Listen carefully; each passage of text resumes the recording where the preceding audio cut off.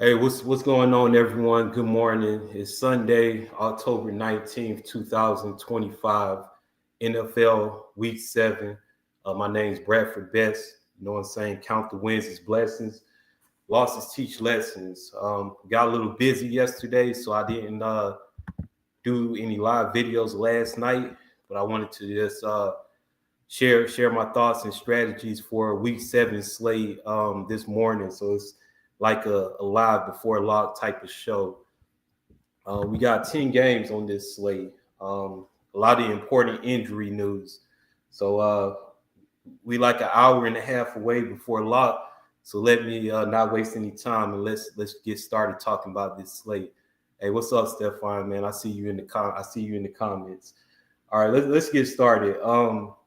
We got Philadelphia at the Minnesota Vikings, 43 and a half over under total, with the Philadelphia Eagles favored by 2.5 points.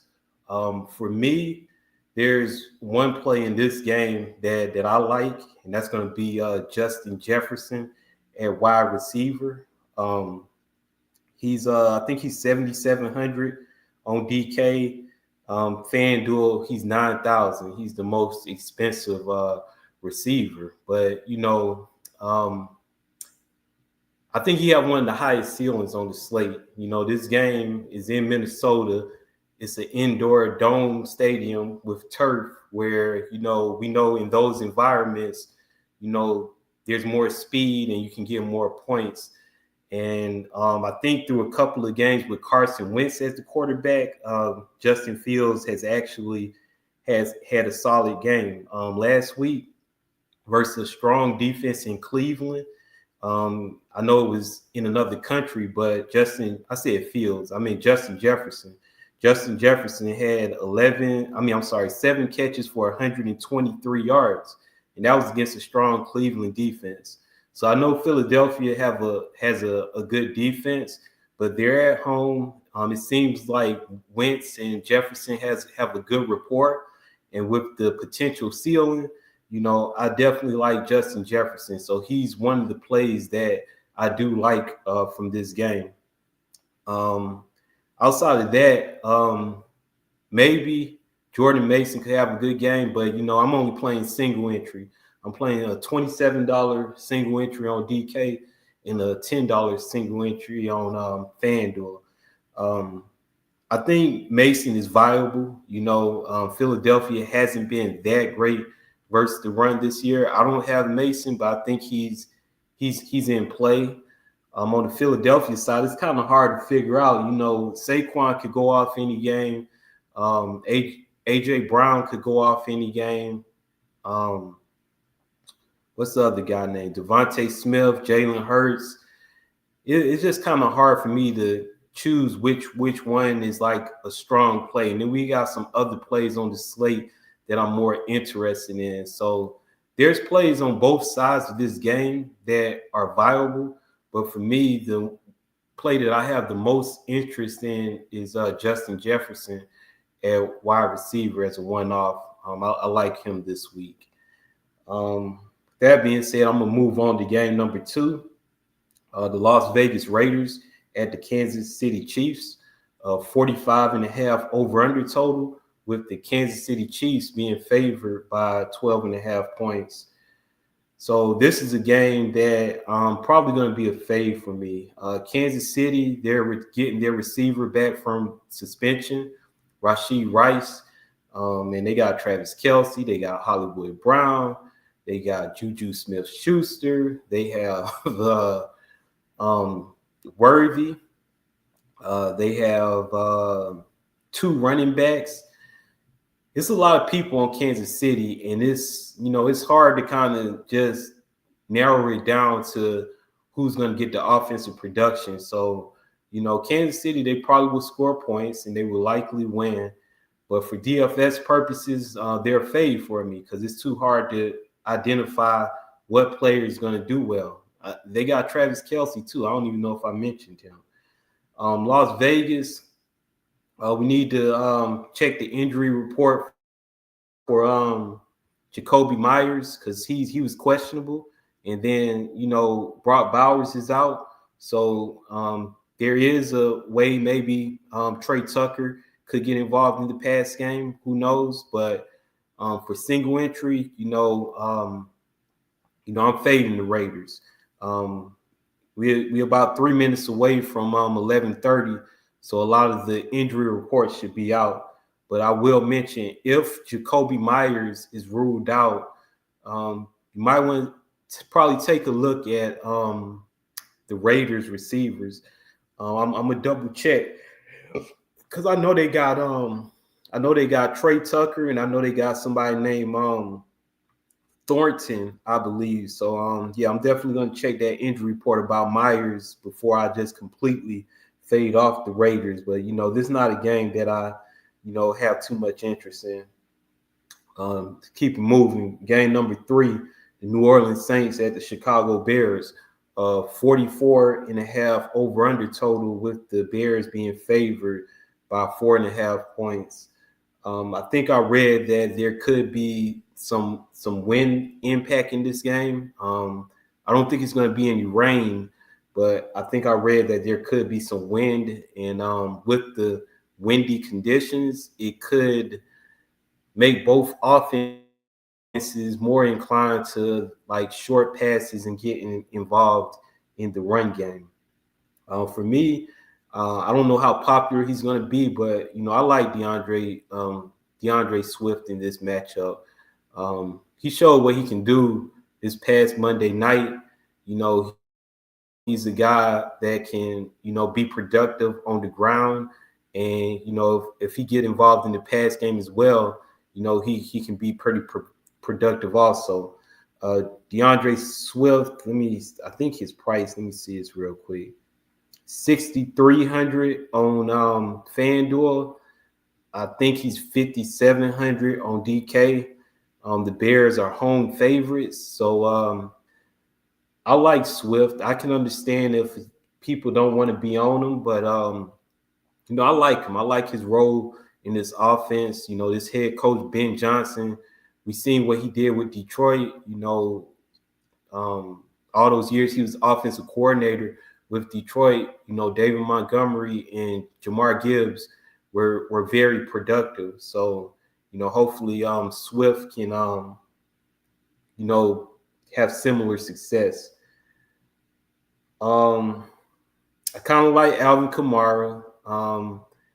He's on the fence for me. The Bears, they're bottom rank versus the run. The thing with Kamara is sometimes they phase him out of their offensive game plan. Sometimes they bring Taysom Hill in around the goal line areas, and then the Saints, they underdogs, so they may not run a lot, but that could open up potential for Kamara to get involved in the pass game. I think Olave is pretty good. He has a high target share, so I don't mind him. But I think Swift is going to be the guy that I have in my single entry lineups for the moment, because as I go through these games, I'm going to talk about an important potential injury that could really change the slate. All right, so I'm looking at underdog. Stephon Diggs active, Brandon Graham defensive player, Quentin Ewers will serve as a backup, Landon Dickerson will play. All right, I don't think nothing important has come out. All right, next game, Carolina Panthers at the New York Jets. 40.5 over under total, with the Jets being favored by 1.5 points. So Chuba Hubbard is back. So Rico Dowdle, he's not expected to just be, have all the carries by himself. Garrett Wilson is out. That could open up some opportunities for people in the Jets pass game. But the game has a low total. For me, it's just about the team defenses. Maybe you could take a shot on Breece Hall at running back. But, all in all, It's just not a game that I'm looking to get exposure to. It's more so of the late window when I get to these games that I will have more interest in. Let me move to the next game. New England Patriots at the Tennessee Titans, a 41.5 over-under total. Patriots favored by 6.5 points. Tennessee, I skipped one game. I got to go back. I had skipped one game. And let me go back. Miami at Cleveland, 34.5 over-under total. Cleveland favored by 2.5 points.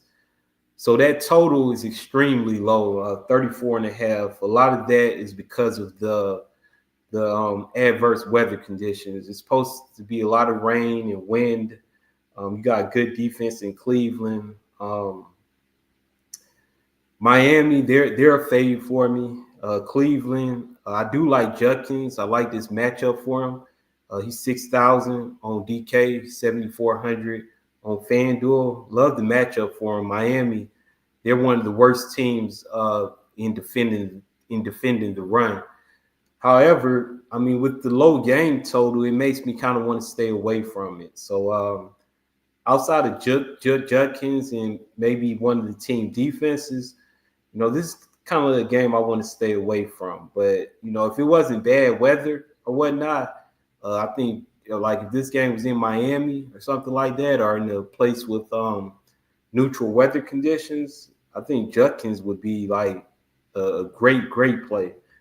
He still could do well, but there's some other plays that I want to get to at running back. Now I go back to that New England and Tennessee game. Tennessee's a fave for me. Calvin Ridley's out. They got a new head coach. They just look bad this year.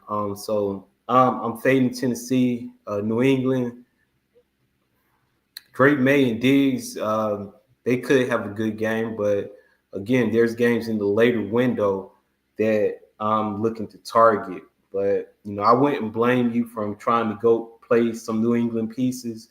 But for me, I'm focused on this late window. Now I got 4 more games on the slate, and I'm gonna be out of here. You got the Indianapolis Colts at the Chargers, 48.5 over/under total. The Los Angeles Chargers favored by 2.5 points. This game has the second highest total on the slate. I think Jonathan Taylor is always in play for tournaments. It's a tough matchup versus the Chargers, but I do think he's always in play.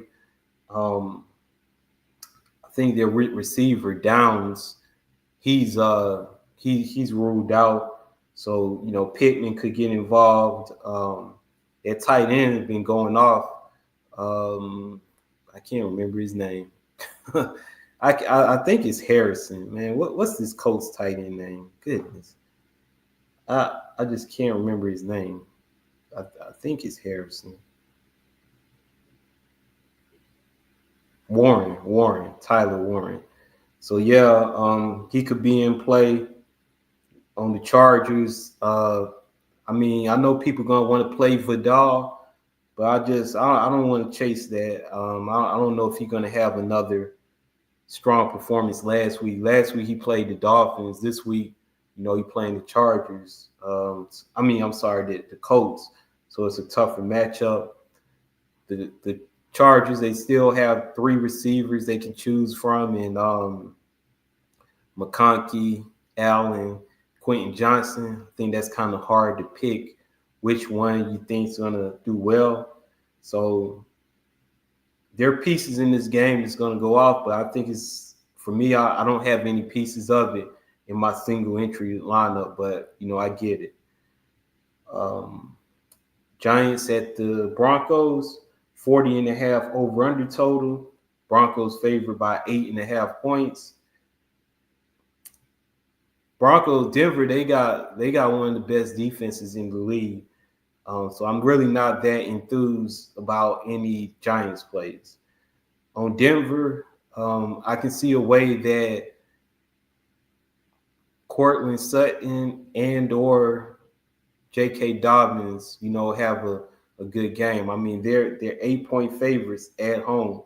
So, I think one of those guys is going to get there, either Dobbins in the run game or Cortland Sutton through the receiving game. I could see one of those guys having a good game for the Broncos. And I don't even hate the ideal of I'm not doing it because I'm doing single entry, but if I was doing 150, I probably would have Bo Nix in my pool. But yeah, Sutton and Dobbins and possibly Bo Nix. I do like the Denver Broncos defense as well. Now this is the game. This is the game that's going to be chalk. That the whole industry is probably talking about, where everybody's going to get their plays from.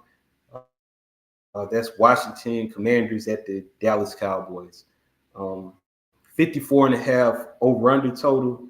Cowboys favored by 1.5 points. Now, if you get away from this game and just go all in on another game on the slate, that automatically kind of sets you apart and make you different in tournaments and large GPPs. But for me, I'm just going to stick with this game. High total, bottom ranked defense in the Dallas Cowboys. They're missing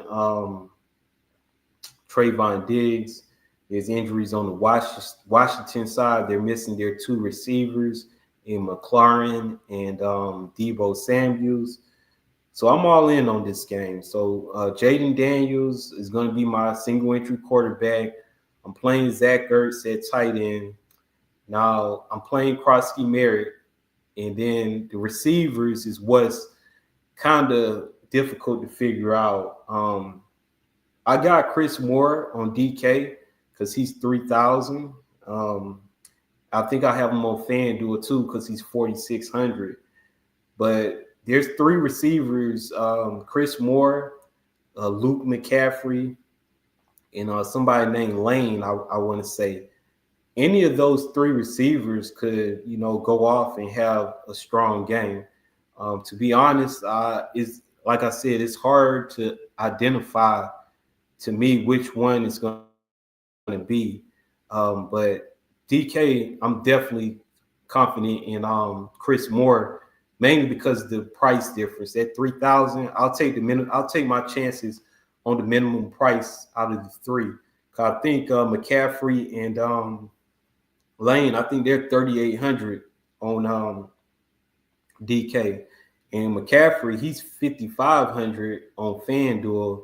And then Lane and Moore, they're 47 and 4,600 respectively. So, but the main thing is I'm going to have Jaden Daniels, Ertz.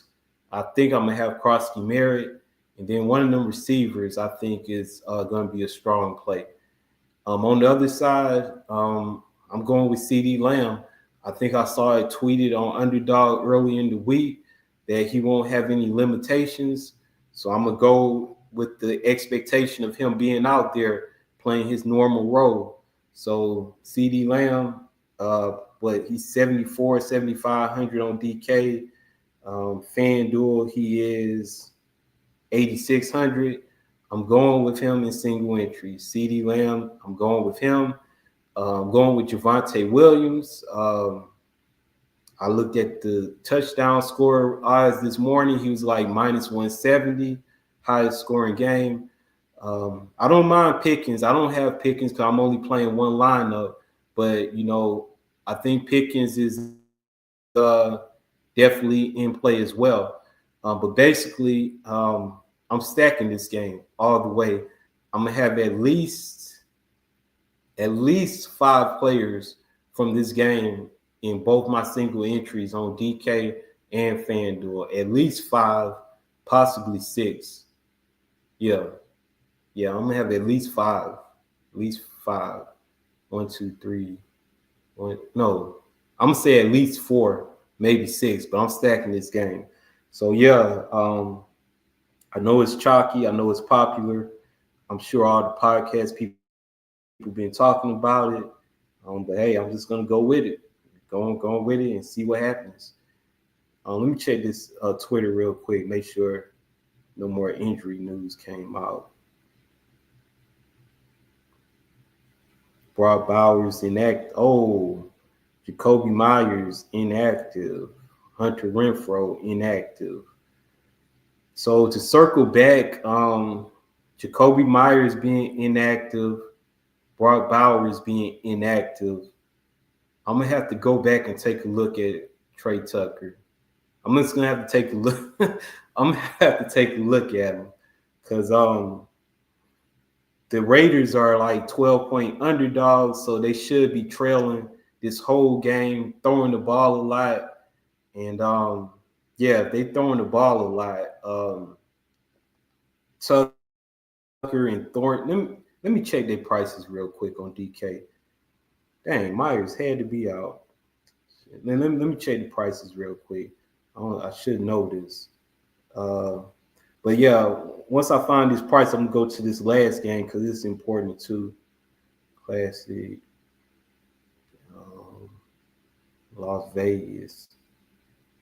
I mean, Trey Tucker, he ain't even that cheap, man. He 5,300, so I thought he was gonna be like in the 4,000s. But that Thornton guy at 3,200, yeah, that's interesting. Yeah, I'll look at that after I finish this live feed. Last game on the slate: Green Bay Packers at the Arizona Cardinals. 44.5 over under total. Green Bay favored by 7. This may be one of the most important games on the slate because of an injury status, and that's going to be Josh Jacobs. He's questionable. It was tweeted that he's a true game time decision.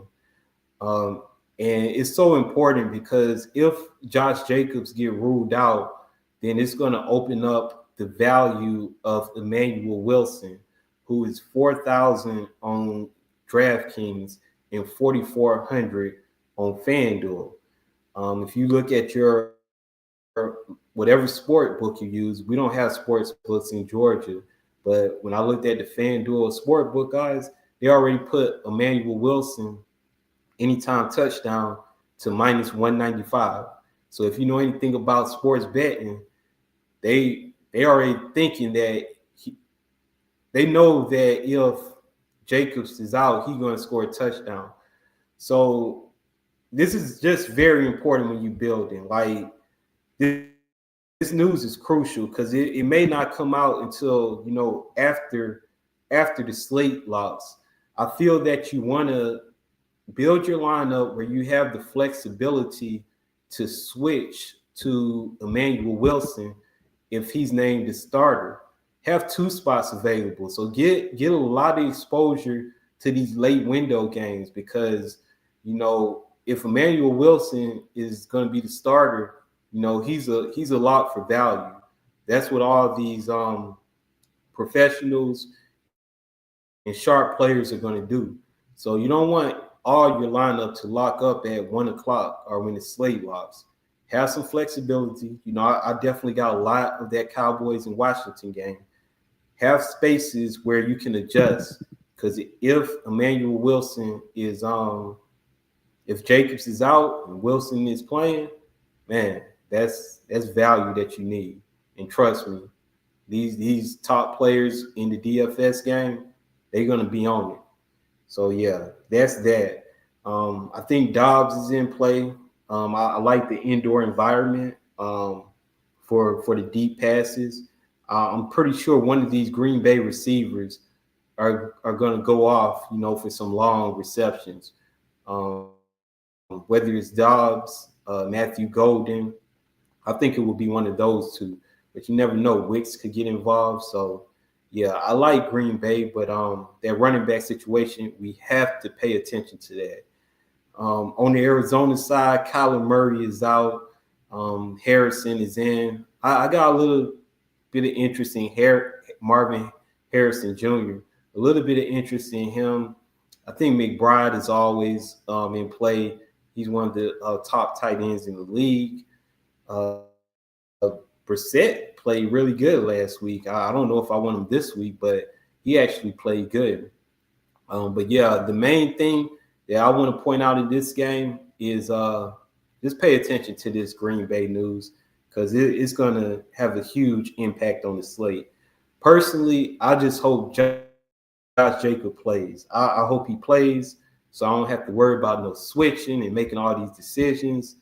That would be the best case scenario for me. But I've been doing DFS for a long time and I know how this stuff works. And you got to stay on top of the news. And with that, let me double check, make sure no more news came out. Oh, no, nothing else. All right. So quick overview on the slate for me this week. I'm probably saying the same thing that everybody else that y'all may listen to or any other articles that you may read. I'm all on that Washington and Dallas game. Now, in my lineups, I'm stacking Jaden Daniels with Washington pieces and running it back with CD Lamb and or Javonte Williams. But I think you can also play the Dallas side, with load up on the Dallas side and run it back with a Washington piece. I just think it's a great game to target for DFS purposes. So yeah, that's going to be the main point.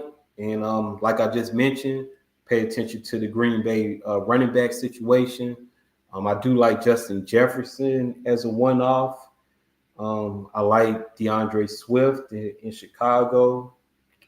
And I mean, team defenses, I think on DK, if you're paying down, Carolina's going to be the chalk because they like 2,500. I think I'm using the Jets on FanDuel, but if you got enough money to pay up for team defenses, I like the Chiefs. I like the Broncos, and I like Green Bay. I like those team defenses. But overall, I think the late window is where you want to get exposure to. I mean, it's a few good plays in them early windows, but I think it's a late window type of slate. And with that, I just went through all 10 games, talked about top plays, value, injury, the players I'm looking to stack. That's about it. About an hour and 10 minutes away before this stuff lock up. I want to thank everyone who took the time this morning to listen to me discuss this week 7 slate. Haven't been able to get a nice big win yet, but this could be the week. That's pretty much all I got. Don't look like any questions. Thank you again to everyone. Y'all know what the motto is. It's going at the bottom of the screen. Count the wins as blessings. Losses teach lessons. Good luck to everyone this week and enjoy some football and have a blessed day. All right, I'm out of here.